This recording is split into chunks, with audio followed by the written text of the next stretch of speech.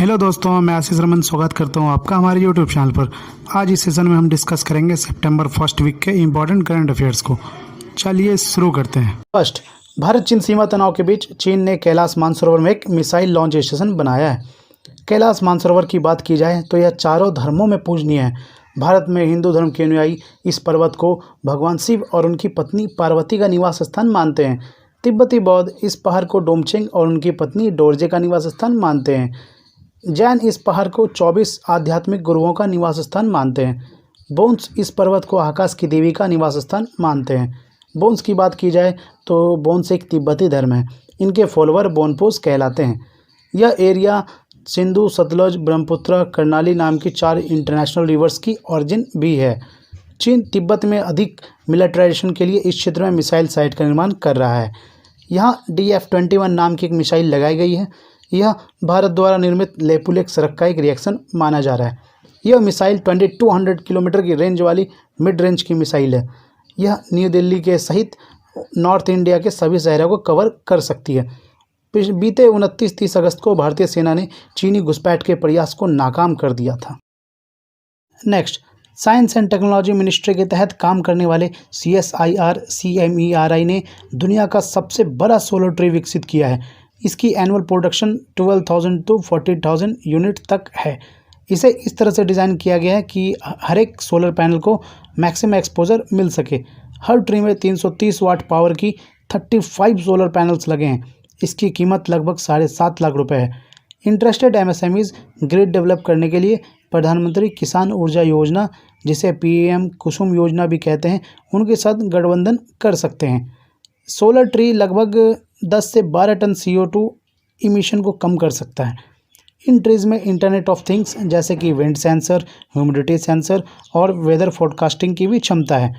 हाल ही में भारत ने 960 से अधिक स्टेशनों का सोलराइजेशन भी किया है। One nation one ration card योजना में 1 सितंबर को लद्दाख और लक्षद्वीप को भी एकीकृत किया गया है। इस योजना के तहत अब टोटल 26 स्टेट्स और यूनियन टेरेटरीज एक दूसरे से जुड़े हुए हैं। यह भारत सरकार की एक महत्वाकांक्षी योजना है जो राष्ट्रीय खाद्य सुरक्षा अधिनियम 2013 के तहत कवर किए गए लाभार्थियों को देश में कहीं भी खाद्यों की डिलीवरी की गारंटी देती है। यह योजना मुख्य रूप से उन प्रवासी कामगारों के लिए लाभकारी है जो रोजगार की तलाश में अक्सर अपना आवास बदलते हैं। वर्तमान में राशन कार्ड धारक केवल उसी उचित मूल्य की दुकान से राशन खरीद सकते हैं जहां उनका रजिस्ट्रेशन किया हुआ है, परंतु इस योजना के तहत लाभार्थी किसी भी राज्य में अपने खाद्यान्न का कोटा प्राप्त कर सकेंगे। अब तक खाद्य सुरक्षा अधिनियम 2013 के तहत लगभग 80 करोड़ लाभार्थियों को 23 करोड़ राशन कार्ड वितरण किए गए हैं। नेक्स्ट, बीते 1 सितंबर को नेशनल क्राइम रिकॉर्ड ब्यूरो ने किसान आत्महत्याओं के आंकड़े जारी किए। आपको बता दूं कि इस रिपोर्ट को पब्लिश करने में काफ़ी देरी हुई है।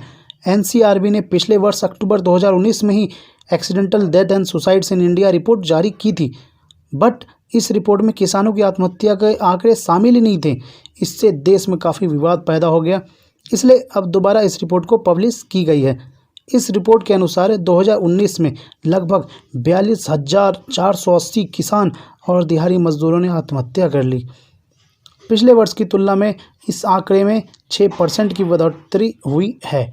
कई राज्यों में इन आंकड़ों में काफ़ी वृद्धि देखी गई है। इनके आंकड़े कुछ इस प्रकार हैं: बिहार 44.44%, पंजाब 37.5%, दमन एंड दीव 31.4%, झारखंड 22.6% एंड आंध्र प्रदेश 21.5%। 2019 में देश में सुसाइड की टोटल केसेस 1,39,123 थी। नेक्स्ट, 2 सितंबर को WIPO world intellectual prosperity organisation ने ग्लोबल इनोवेशन इंडेक्स जारी किया। फर्स्ट टाइम एवर इंडिया ने टॉप 50 में अपनी जगह बनाई।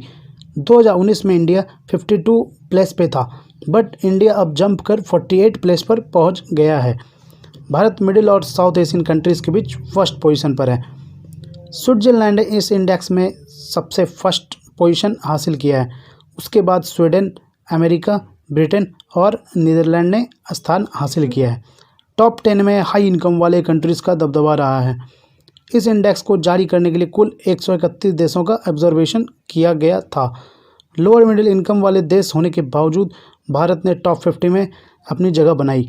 यह मुख्य रूप से IIT बॉम्बे, IIT दिल्ली और IISc बेंगलोर के कारण संभव हो पाया है। नेक्स्ट, 3 सितंबर को EESL energy efficiency service limited ने अनाउंस किया कि वह टाटा मोटर्स और हुंडई मोटर्स इंडिया से 250 इलेक्ट्रिक व्हीकल्स खरीदेगी। Tata Motors 150 Nexon electric compact SUV की आपूर्ति करने वाली है और टाटा ने इसकी कीमत 14.86 लाख रखी है। हुंडई मोटर्स भी सरकारी उपयोग के लिए 100 कोना इलेक्ट्रिक SUV की आपूर्ति करेगी। हुंडई ने इसकी कीमत 21.36 लाख रखी है। यह इलेक्ट्रिक व्हीकल्स स्टेट और सेंट्रल गवर्नमेंट के डीजल और पेट्रोल व्हीकल्स को रिप्लेस करेंगे। यह परचेज एशियन डेवलपमेंट बैंक से प्राप्त $5 मिलियन के अनुदान से की जाएगी। नेक्स्ट, USA ने हाल ही में चाइनीज़ मिलिट्री पावर पर एक वार्षिक रिपोर्ट पब्लिश की है। इस रिपोर्ट के अनुसार चाइनीज़ नेवी अब वर्ल्ड की सबसे बड़ी नेवी है। इस रिपोर्ट में कहा गया है कि चीन के पास लगभग 350 शिप्स और सबमरीन्स हैं। दूसरी ओर अमेरिकन नेवी के पास 2020 की शुरुआत में 293 शिप्स थे। चीन का उद्देश्य 2049 तक वर्ल्ड लेवल की मिलिट्री डेवलप करना है जो USA से बेहतर हो। अगले दशक तक यह अपने न्यूक्लियर वारहेड्स को भी दोगुना करने की कोशिश में है। यह रिपोर्ट भारत के लिए खतरे की घंटी है।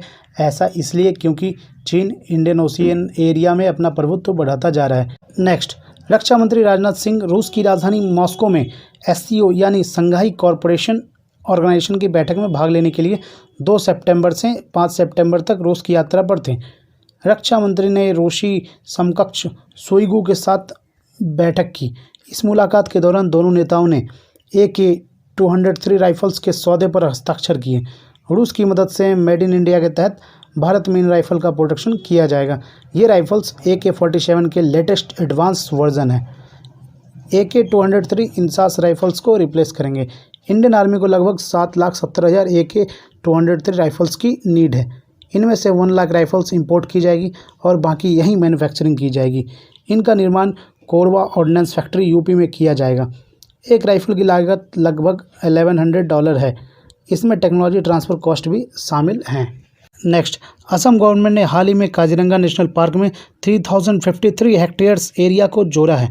यह एक्सपेंशन इस पार्क को कार्बी आंगलोंग पहाड़ियों और नमेरी नेशनल पार्क को जोड़ेगी। इन क्षेत्रों को 35 साल बाद किसी से जोड़ा जा रहा है। आपको मालूम हो कि काजीरंगा एशियन 1 हॉर्न राइनोसेरस का घर है। इस पार्क में दुनिया के 2/3 राइनोसेरस रहा करते हैं। IUCN के मुताबिक 2020 में इनको इंडेंजर्ड स्पीसीज़ में अपडेट किया गया है। यह पार्क एक वर्ल्ड हेरिटेज साइट है। इसे 1974 में नेशनल पार्क घोषित किया गया था। इसे 2007 में टाइगर रिजर्व भी घोषित किया गया है। इस पार्क में 2018 तक 2413 राइनोसेरस और 103 टाइगर्स हैं। चलते हैं आज के आखिरी अफेयर्स पर।